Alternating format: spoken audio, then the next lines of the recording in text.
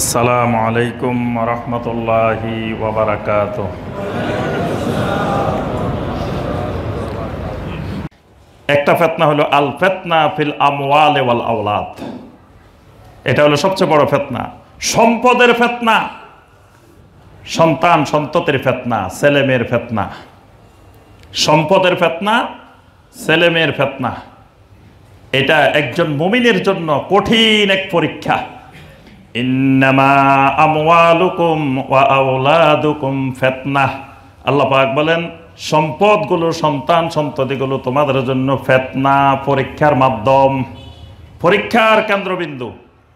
ছেলে মেয়ে এবং সন্তান সন্ততি, ছেলে মেয়ে এবং সন্তান সন্ততি, সম্পদের কারণে, সন্তান সন্ততির কারণে কত মানুষ দিন হারা হয়েছে, দিনের উপরে সাবেত থাকতে পারে নাই। এই জন্য আল্লাহ রাব্বুল আলামিন সূরা আল মুনাফিকুনের 9 থেকে 11 নম্বর আয়াতে কারিমায় সতর্ক করেছেন মুমিনদেরকে, ইয়া আইয়ুহাল্লাযীনা আমানু লা তুলহিকুম আমওয়ালুকুম ওয়ালা আওলাদুকুম আন যিকরিল্লাহ।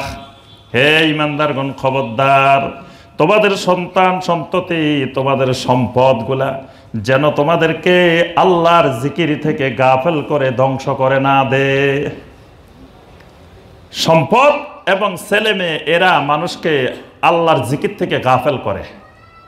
যার যত সম্পদ বেশি, ওই মানুষ দেখবেন তত বেশি আল্লাহর জিকির থেকে গাফেল। কারণ এই লোক সঠিক দিন বুঝলেও জীবনে তার সঠিক দিন নসিবে আসে না। দেখবেন যার টাকা পয়সা বেশি, ইন্ডাস্ট্রি বেশি, সম্পদ বেশি, এই লোক অনেক কিছু বোঝার পরেও শেষ পর্যন্ত চিন্তা করে, আমি যদি সঠিক পথে যাই আমার এই সম্পদ থাকবে না, আমার টাকা পয়সা থাকবে না, আমার মান সম্মান, সমাজে প্রভাব প্রতিপত্তি যেটা আছে এটা থাকবে না, আমার সম্পদের ক্ষতি হতে পারে, ব্যবসা বাণিজ্যের ক্ষতি হতে পারে। আমার এই অল্প বয়সে কত জায়গায় দেখলাম, আসি বলে কি যে শায়েখ আমাদের এলাকায় একটা মাহফিল করব। তা আপনি কি মাহফিল করতে পারবেন? আরে শায়েখ, এলাকার চেয়ারম্যান, এলাকার নেতা, এলাকার সব আমাদের। মানে উনি এখনো দুনিয়া বুঝে নাই, দিন বুঝে নাই, সব আমাদের, বিশাল বিশাল প্রভাবশালী লোক আমাদের, কোনো অসুবিধা নাই। আচ্ছা, মাহফিলের তারিখ দিয়ে দিছে, সব ব্যবস্থাপনা হয়ে গেছে। যখন চতুর্দিক থেকে বাধা বিপত্তি আসা শুরু হয়েছে, তিনি যাদেরকে দেখাইছেন বড় বড় নেতা, বড় বড় প্রভাবশালী লোক, তারা আসি ওই বাতিজারে কয়, বাতিজা খবরদার মাহফিল করিস না। কারণ কি?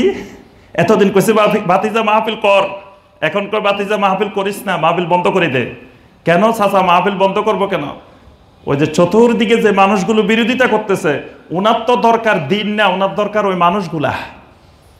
ওনার দরকার মানুষ বেশি কোন দিকে? বাতিজা একজনের দিয়ে উনি কি করবো? সামনে নির্বাচনে দাঁড়ালে বাতিজাকে ওনার ভোট দিব নাকি? একজনের ভোটে ওনার কি হবে? ওনার দরকার পুরা সমাজ, ওনার দরকার মানুষ বেশি। মানুষ কুফরি করুক, শিরক করুক, বেদাত করুক, ওনার অসুবিধা কি? ওনার দরকার হলো সামনে জনসমর্থন, ওনার দরকার হলো প্রভাব প্রতিপত্তি।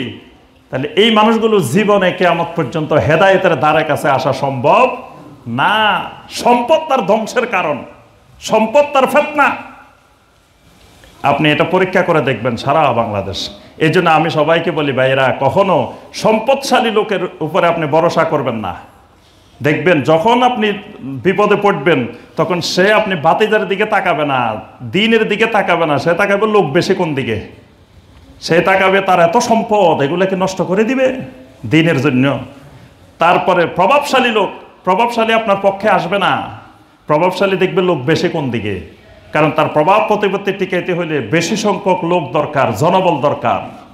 এই জন্য আল্লাহ পাক সতর্ক করছেন, ইয়া আইয়ুহাল্লাযীনা আমানু লা তুলহিকুম আমওয়ালুকুম ওয়ালা আওলাদুকুম আন যিকরিল্লাহ।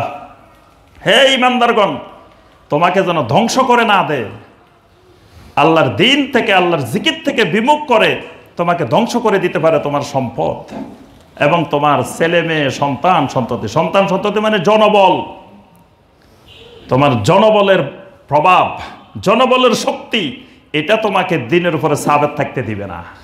কারণ যুগে যুগে আম্বিয়া আলাইহিমুস সালাম, তারা তোমার চেয়ে কম বুদ্ধিমান ছিলেন না, কম এলেমওয়ালা ছিলেন না, তারা অনেক হিকমতওয়ালা ছিলেন, দিনদার ছিলেন, এলেমওয়ালা ছিলেন, সবকিছু ছিল, কিন্তু তারপরেও তারা নিজের দেশে নিজের এলাকা থাকতে পারেন নাই। নবী সাল্লাল্লাহু আলাইহি সাল্লাম নবুয়ত পাওয়ার পরেই আম্মাজান খাদিজা রাদিয়াল্লাহু তাআলা আনহা নবী সাল্লাল্লাহু আলাইহি সাল্লামকে ওয়ারাকা বিন নওফলের কাছে নিয়ে গেছিলেন।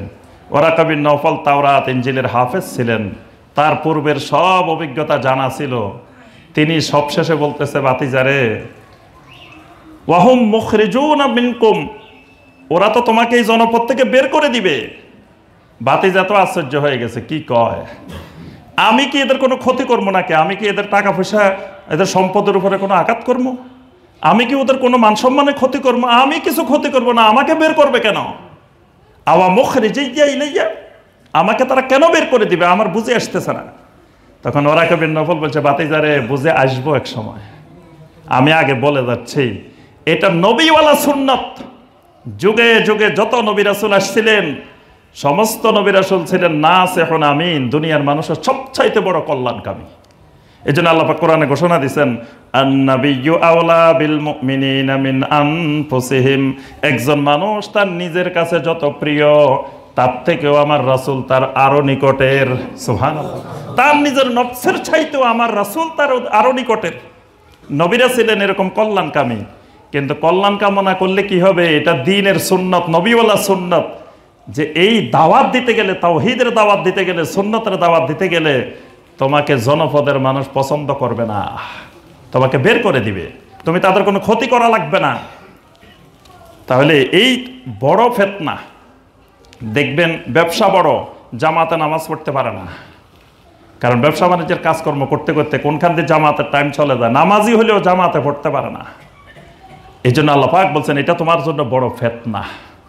এই জন্য আল্লাহর কাছে দোয়া করতে হবে। নবী সাল্লাল্লাহু আলাইহি ওয়াসাল্লাম যে দোয়া করতেন, আল্লাহুম্মা কফিনি বিহালালিকা আন হারামিক ওয়া আগনিনি বিফাদলিকা আম্মান সাওয়াক। আয় আল্লাহ, আমার বিশাল বিশাল সম্পদ দরকার নাই, আমাকে হালালের উপরে সন্তুষ্ট রাখো, হারাম থেকে দূরে রাখো। আল্লাহ, আমাকে এমন অভাব মুক্ততা দাও যেটা দিয়ে আমি দ্বীনের উপরে চলতে পারি। বেশি সম্পদ দরকার নাই, বেশি সম্পদ ফিতনা। এতটুকু সম্পদ, যেই সম্পদ কারো কাছে হাত না পেতে আমি আল্লাহর দ্বীনের উপরে সাবেত থাকতে পারি। সাবেত থাকার জন্য সম্পদ দরকার আছে, কারণ দারিদ্রতা এমন এক জিনিস, আল ফাকরু ইয়াকাদুল কুফরা, দারিদ্রতাটা এমন, এটা মানুষকে কুফরের নিকটবর্তী করে দেয়, ঈমান হারা করে দিতে পারে।